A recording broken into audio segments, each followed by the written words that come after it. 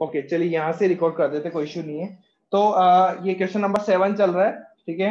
तो अब दोनों साइड को जब कंपेयर करेंगे बेटा, तो m वाले को m से कंपेयर करेंगे, तो we can write y plus z equals to 0, ठीक है।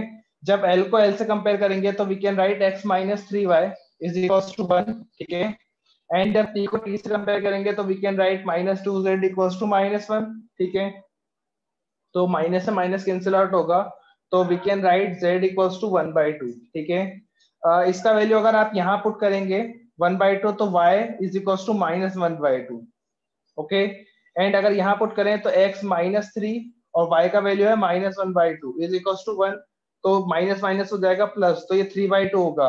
तो we can write x equals to 1 minus 3/2, ठीक है। उधर जाएगा तो माइनस होगा, तो ये आ जाएगा माइनस 1/2, ठीक है।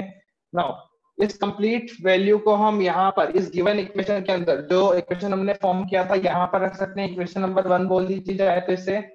तो जब सारे वैल्यूज पुट करेंगे तो we can write v is equals to k constant lambda की पावर x। बेटा x देखेंगे, x कितना आ रहा है माइनस 1/2, तो वी कैन राइट माइनस 1/2, ठीक है। रो का पावर हो जाएगा y कितना था, अगेन माइनस 1/2, एंड t की पावर z मतलब 1/2, ठीक है। तो यहां से माइनस 1/2 है, तो इसको डिनोमिनेटर के अंदर लिख सकते हैं। तो we can write v is equals to k t की power half upon lambda into rho की पावर हाफ, ठीक है, ऐसा लिख सकते हैं। अब प्रूफ क्या करना था, स्क्वायर कर दिया दोनों तरफ और प्रोपोर्शनल का साइन। अब यहाँ पर बेटे देखिए, क्या कांस्टेंट हटाएंगे तो प्रोपोर्शनलिटी का साइन लगा सकते हैं आप लोग, और जब दोनों तरफ स्क्वायर करेंगे तो 1/2 चला जाएगा, यह स्क्वायर हो जाएगा। तो we can write v square is proportional to t by lambda into rho. क्या बात क्लियर है? यही हमें प्रूफ करना था यहाँ पर, ठीक है। अगर बात क्लियर है तो जल्दी से आंसर कर दीजिए चैट बॉक्स के अंदर, और कोई डाउट है बेटा पूछिए। क्या क्लियर है सभी को?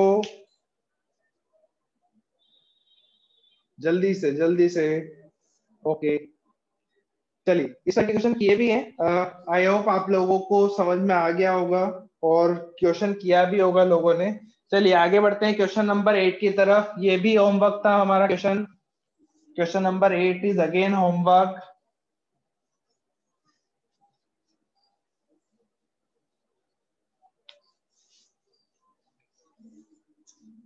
चलिए क्वेश्चन नंबर 8 के अंदर हमें एक फंक्शन दिया है, आप लोग देख सकते हैं, alpha is equals to f by v square into sine beta t, okay.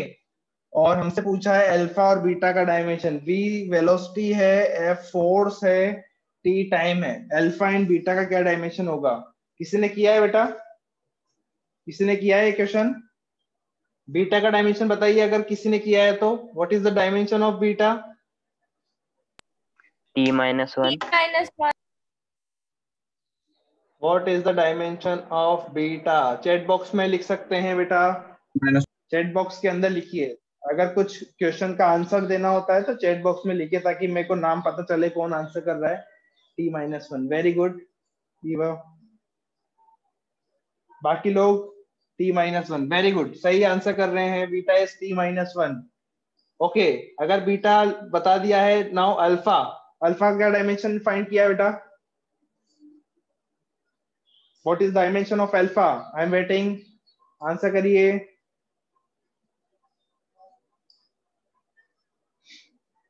जल्दी से। बेटा अगर ऐसे बोलेंगे तो मुझे समझ नहीं आएगा कौन बोल रहा है और क्या आंसर है। अगर क्वेश्चन का आंसर है तो आप चैट बॉक्स में लिखिए, देन मुझे आपका नाम पता चलेगा और आंसर में देख सकता हूँ। अर्पिता, हर्ष, ओके। अभी मैच करते हैं क्या आंसर आ रहा है। चलिए बेटा देख लेते हैं। तो ये बात आपको क्लियरली पता है कि जो साइन फंक्शन होते हैं या ट्रिग्नोमेट्रिक फंक्शंस होते हैं, ये सब डायमेंशनलेस होते हैं, ये बात हमें पता है। These all are function are dimensionless, okay. Dimensionless अगर होंगे तो we can write beta t is equals to m0 l0 t0, ठीक है, ऐसा लिख सकते हैं बेटा, क्योंकि ये अंदर वाला जो फंक्शन है वो एंगल के बराबर होगा। तो वी कैन राइट t को नीचे डिवाइड करेंगे तो this is m0 l0 t0 upon t, और टी का डायमेंशन होगा t1, ठीक है, ऊपर जाएगा तो t-1।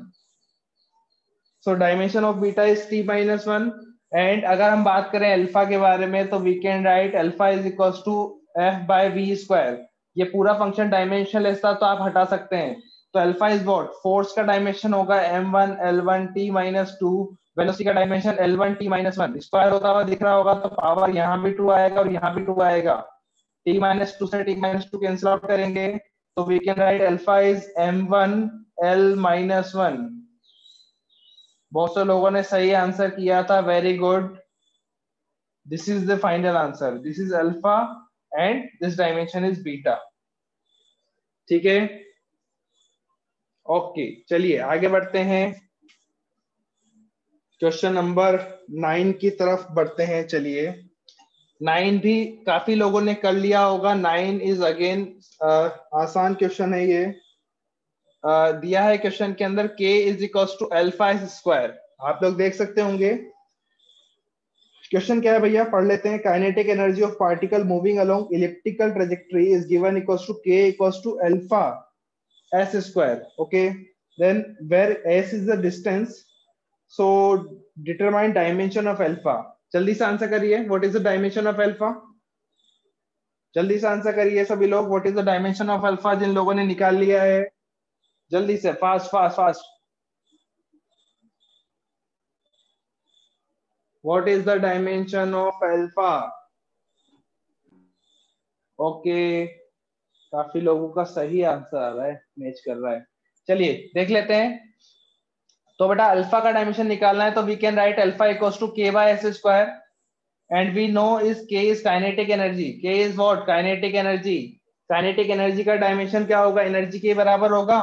तो डायमेंशन, एनर्जी का डायमेंशन आपको रटा होना चाहिए, याद होना चाहिए, m1 l2 t-2 upon s is length या डिस्टेंस, तो ये हो जाएगा l स्क्वायर। l स्क्वायर से l स्क्वायर मार सकते हैं हम, तो अल्फा का डायमेंशन होगा m1 t-2। This is the final answer, ठीक है। This is the final answer. जिन लोगों ने नहीं किया था या नहीं आया था वो प्लीज देखिए, आसान सवाल है, डायमेंशंस याद होने चाहिए आपको बस, ठीक है। ओके चलिए आगे बढ़ते हैं। 9th हो गया। ओके क्वेश्चन नंबर 10th भी होमवर्क वाला क्वेश्चन था। क्वेश्चन नंबर 10th देखेंगे। बेटा अगर डाउट आ रहा है तो आप, अगर किसी को डाउट आता है तो चैट बॉक्स में लिख सकते हैं, पूछ सकते हैं वो, ठीक है।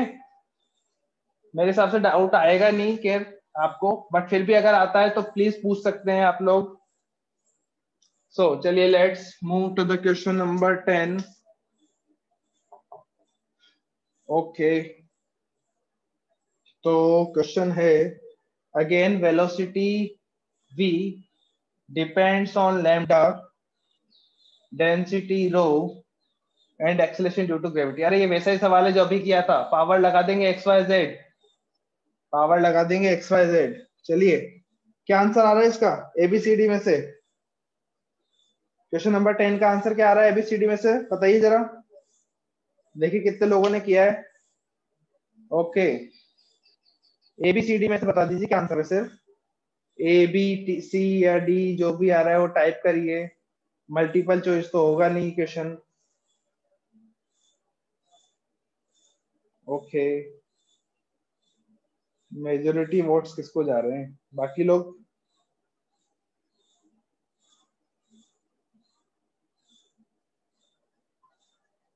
होमवर्क नहीं कर रहे हैं क्या बेटा। ऑप्शन बी, ऑप्शन सी, अच्छा सारे आंसर आ रहे हैं, डी भी है, बी भी है, सी भी आ रहा है।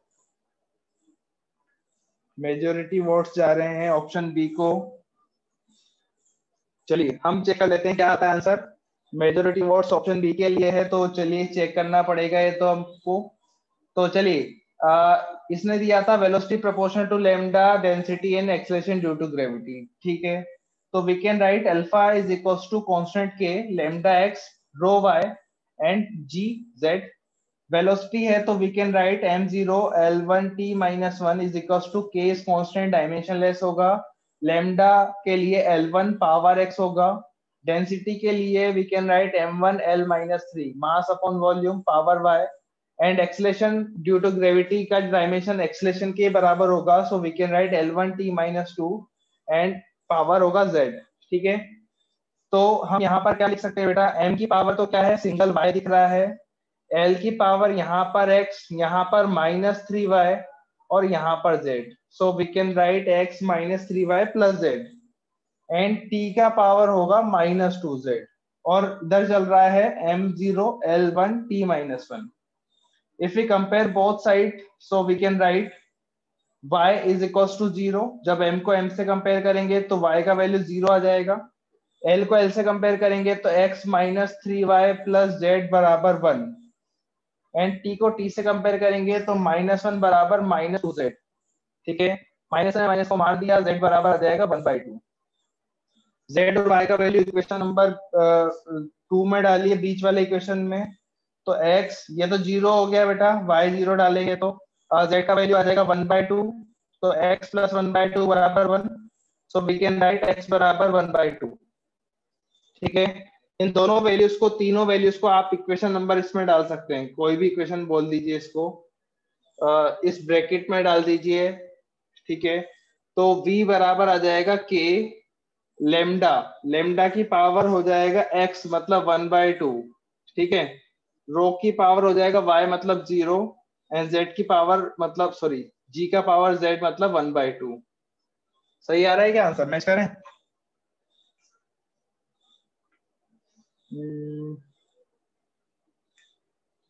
अच्छा, स्क्वायर कर रखा है, स्क्वायर कर दो। ये तो पावर 0 है तो ये तो 1 हो जाएगा बेटा, जिसका पावर 0 होगा तो 1 हो गया, और स्क्वायर करेंगे तो लिख सकते हैं v² बराबर k constant lambda into g, ये आएगा फाइनल आंसर। बिल्कुल सही, option B is the correct answer, option B is the correct answer. जिन लोगों का ऑप्शन बी आया था वेरी गुड, और जिनका कुछ डिफरेंट आ रहा था वो देखिए कहाँ गलती किया है उन्होंने, कहाँ आप मिस्टेक कर रहे हैं क्वेश्चन के अंदर, वो देखिए। क्या डायमेंशंस पुट करने में गलती किया है या सॉल्व करने में गलती किया है? ठीक है, तो आपको डायमेंशंस याद होने चाहिए बेटा, और इक्वेशन सॉल्व करना आना चाहिए। ठीक है, इक्वेशन सॉल्व करना अगर आएगा आपको, अगर गलत सॉल्व किया है तो आंसर गलत हो जाएगा। ठीक है, तो ये स्टेप ध्यान रखिए, ये इंपॉर्टेंट है, यही गलती करते हैं सबसे ज्यादा, कि कंपेयर करने के बाद इक्वेशंस को सॉल्व करने में गलती होती है। ठीक है, तो उस चीज का ध्यान रखेंगे। ठीक है, चलिए क्वेश्चन नंबर 11 हो गया था, 12 भी हो गया था, क्वेश्चन नंबर 13 से क्वेश्चन नंबर 17 हमें करना है। चलिए क्वेश्चन नंबर 13 पढ़िए सभी लोग। क्वेश्चन नंबर 13 देखिए सभी लोग।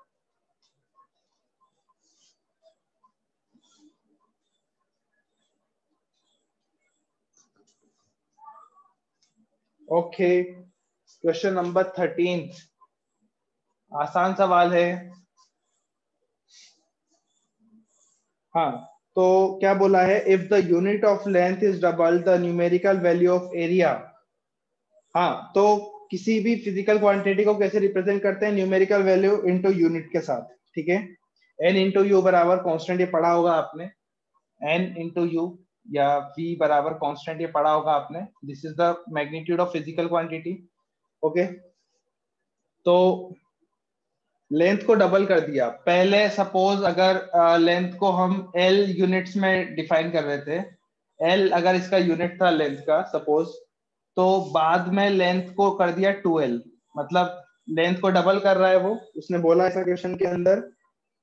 न्यूमेरिकल वैल्यू ऑफ एरिया क्या होगा, तो पहले वाले केस में एरिया क्या होता था, एरिया बराबर होता है लेंथ स्क्वायर, तो पहले हम एरिया को लिखते थे a²। ठीक है, तो बाद में एरिया को क्या लिखेंगे बेटा, बाद में अगर एरिया को मैं एरिया डैश लिख देता हूं, सपोज बाद में जब आपने चेंज किया तो एरिया को हमने एरिया डैश बोल दिया, सपोज नया एरिया, तो एरिया बराबर क्या होगा, नई यूनिट का square.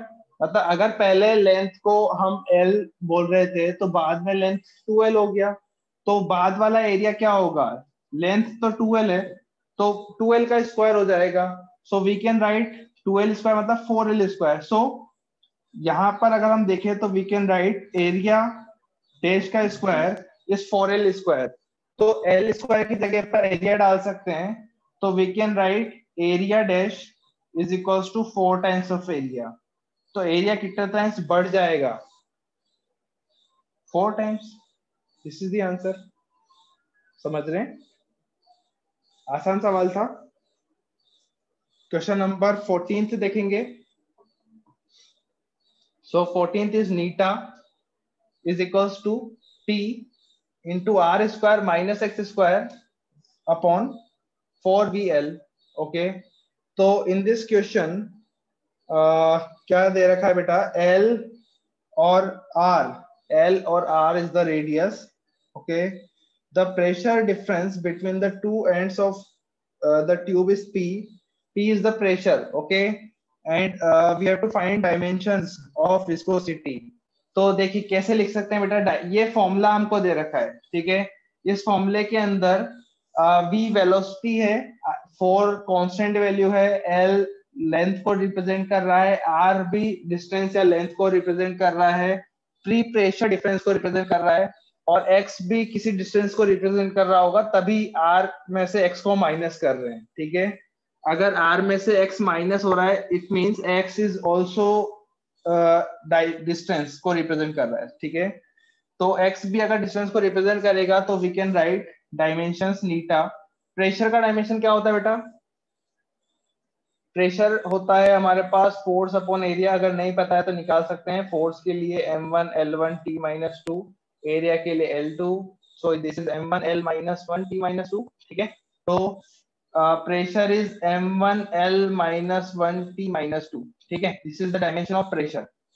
Now r square minus x square, r square minus x square का जो डायमेंशन होगा वो हमारे पास L2 होगा। कैसे आ रहा है L2? डिफरेंस का डायमेंशन भी तो उसके बराबर होता है। अगर इसको आप ऐसे समझिए कि अगर कहीं पर लिखा है ऐसे 4 metre square minus 2 metre square, दोनों एरिया को रिप्रेजेंट कर रहे हैं बेटा, दोनों आर स्क्वायर मतलब डिस्टेंस के स्क्वायर को रिप्रेजेंट कर रहे हैं। Suppose 4 m square minus 2 m square, तो डिफरेंस का जो डायमेंशन होता है, डिफरेंस का जो डायमेंशन होता है वो भी उसी क्वांटिटी के बराबर होता है।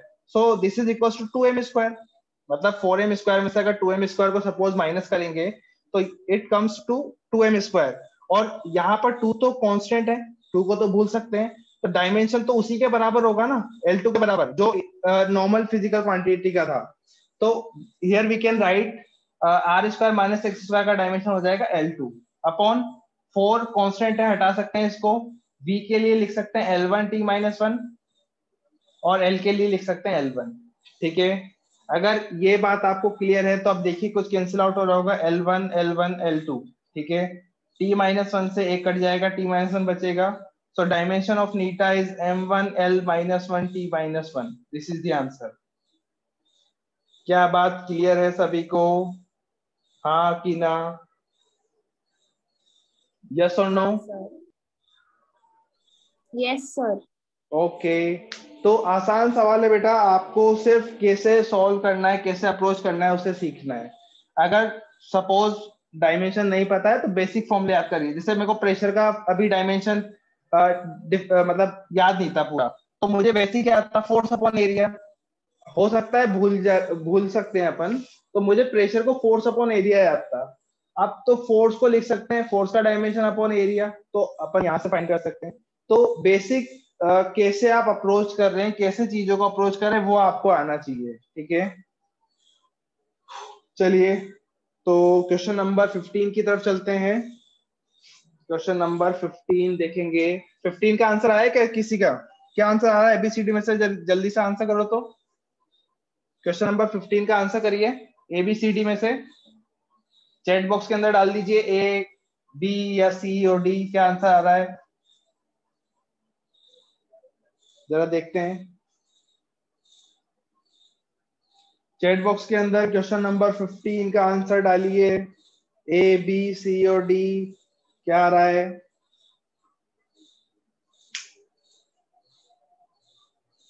बाकी लोग जल्दी से आंसर डालिए, एक ही बच्चे का आंसर आया अभी तक।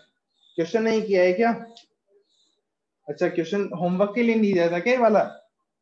चलो नहीं दिया था तो कोई बात नहीं, आप लोग अभी ट्राई करिए। मैं लिख देता हूँ एफ बराबर ए साइन सी टी। अगर होमवर्क के लिए नहीं दिया था तो अभी आप लोग ट्राई करिए, 2 मिनट में दे रहा हूं आपको करने के लिए। This is the equation. आप बताइए dimension of a by b and c by d क्या होगा।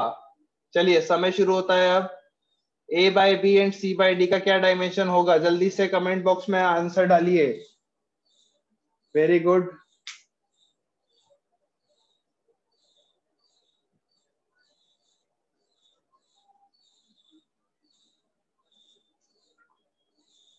आ रहा है answer. Very good Arpita.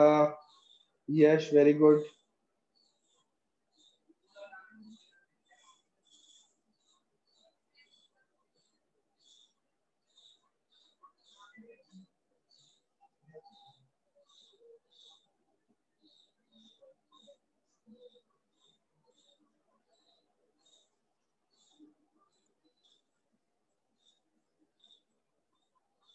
ABCD का डायमेंशन निकाल लीजिए पहले, उनको डिवाइड कर दीजिए, फिर देखिए ऑप्शन मैच करिए क्या आता है।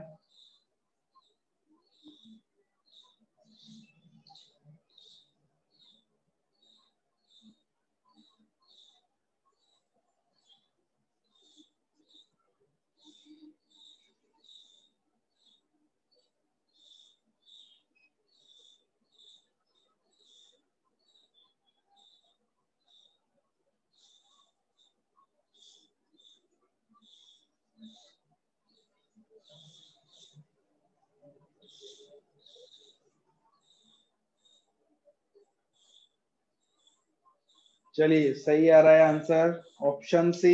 काफी लोगों ने आंसर ऑप्शन सी किया है, देख लेते हैं। चलिए तो बेसिक आपको पता है ट्रिग्नोमेट्रिक फंक्शंस डायमेंशनलेस होते हैं, तो ये भी डायमेंशनल होगा, ये भी डायमेंशनलेस होगा। तो we can write c t बराबर m0 l0 t0। तो यहाँ पर सी का डायमेंशन होगा t माइनस के बराबर, कोई शक नहीं है इसके अंदर किसी को भी। ठीक है। उसी तरह से d इंटू एक्स का डायमेंशन भी डायमेंशनलेस फंक्शन होगा। So this is also equals to m0 l0 t0। So we can write d is equals to 1 by x। तो x ऊपर जाएगा तो हो जाएगा l minus 1। This is the dimension of d।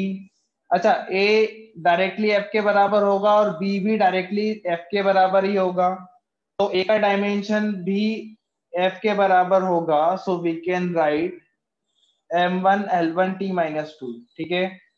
And b का dimension भी इसी के बराबर होगा, m1 l1 t माइनस 2। तो ये तो हमारे पास, अगर मान लीजिए ए बी सी डी का डायमेंशन पूछता तो ये आंसर होता। अब इसने रेशियो पूछा है, तो रेशियो पूछा तो डिवाइड कर दीजिए बेटा। जब इनको डिवाइड करेंगे तो a बाय बी का डायमेंशन तो हमारे पास आ रहा है m भी 0 है, l भी 0 है और t भी 0 है। ठीक है भाई। अच्छा दूसरी बात ये, जब c बाय d को आप डिवाइड करेंगे, c को d से डिवाइड करेंगे, तो c by d is comes out, d ऊपर जाएगा। So this is l1 and t minus 1। This is the answer.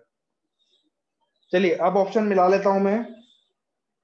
Option C answer आ रहा था, बिल्कुल सही आंसर आ रहा था। Option C is the correct answer. जिन जिन लोगों ने ऑप्शन सी आंसर किया है बहुत अच्छे, वेरी गुड, शाबाश। ऑप्शन सी ही आंसर होगा।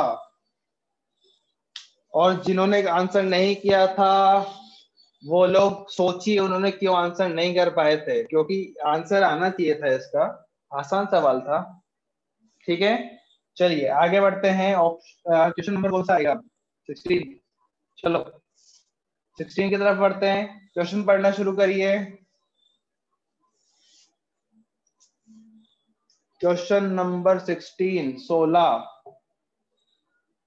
x बराबर a sine omega t, this is the equation. और यहाँ पर बोला गया है omega is found to depend on radius of ring. Omega depend करता है रिंग के रेडियस r के ऊपर, डिपेंड करता है मास के ऊपर m, और acceleration sorry gravitational constant g के ऊपर। तो ओमेगा को r m और g के टर्म्स में आपको रिलेशन बताना है। ठीक है। तो नहीं पता तो सपोज मान लीजिए x y और z होगा। ठीक है। तो हम इसको ऐसे लिख सकते हैं ओमेगा बराबर k r x m y and g capital z. अब आप लोग सोचेंगे कि इस गिवन जो आपको पहले इक्वेशन दे रखा है उसका क्या रोल है। उसका रोल ये है बेटा, इसका ये यूज है कि अगर आपको ओमेगा का डायमेंशन नहीं पता है तो आप यहां से निकालिए, ठीक है। ओमेगा इज व्हाट, ओमेगा क्या है, उसका डायमेंशन क्या है, वो यहाँ से, क्योंकि यहाँ पर जब आप फॉर्मूले के अंदर क्या होता है, डायमेंशन पुट करते हैं देन कंपेयर करते हैं। तो डायमेंशन निकालने के लिए आपको इक्वेशन दे रखा है। अब देखिए यहाँ पर आपको, देखिए ये ट्रिग्नोमेट्रिक फंक्शन है, दिख रहा होगा, trigonometric function. So trigonometric functions are dimensionless function, ठीक है। अगर डायमेंशनलेस फंक्शन होगा so we can write omega into t, omega into t is m0 l0 t0। तो यहां से ओमेगा का डायमेंशन हमारे पास निकल कर आएगा t-1, ठीक है भैया। ओमेगा का डायमेंशन निकल कर आएगा t-1, ठीक है। अब इसको यहां पर पुट करिए, ओमेगा इज t-1 और m नहीं है तो m भी 0 होगा, l भी 0 होगा। k कांस्टेंट था, r रेडियस ऑफ रिंग था, तो डायमेंशन होता है l पावर x। m मास है तो पावर होगा m पावर y। g है ग्रेविटेशनल कांस्टेंट, डायमेंशन क्या होता है ग्रेविटेशनल कांस्टेंट का, कोई बताएगा? What is the dimension of gravitational constant? m-1 होता है, l3 होता है, और t कितना होता है? क्या -2 होता है क्या? सही लिख रहा हूं मैं? हाँ सर। कोई हाँ गलती ना सर। करो, देख लेना, आंसर गलत आ जाएगा नहीं तो। सही लिखा है ना मैंने? m-1 होता है इसके अंदर, l3 होता है और t-2 होता है। चाहे तो F बराबर जी m1 m2 bye r square से निकाल सकते बराबर है हैं। सर। बराबर है ना? चलो, यस सर। ओके, तो वैल्यूज पुट कर देते हैं इसका यहाँ पर। ये आ जाएगा m-1, l3 और t-2। तो कंपेयर कर लेंगे, पहले इक्वेशन बना लीजिए। m की पावर तो यहाँ पर y है और यहाँ पर है -z, so we can write y - z, ठीक है, समझ में आ रहा होगा। स्पीड बढ़ा सकता हूँ थोड़ा सा। l की पावर x है और l की पावर यहाँ पर 3z है, तो x + 3z, ठीक है। और t का पावर है -2z, ठीक है। दिखाई दे रहा है सभी को, m0 l0 t-1।